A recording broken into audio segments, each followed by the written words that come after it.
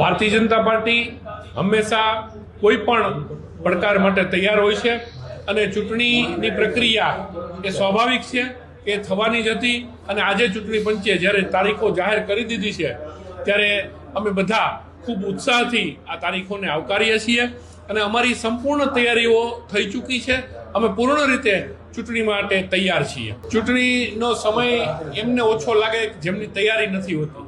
અમારી તો પૂર્ણ તૈયારી હોય જ છે। અમારા સતત સંગઠનાત્મક કાર્યક્રમો ચાલુ હોય છે। અમારા કાર્યકર્તાઓ એકદમ ઝડપથી અને સારી રીતે સુચારુ કાર્ય કરવા માટે તૈયાર હોય છે। એટલા માટે અમને કોઈ જાતની તકલીફ નહીં પડે।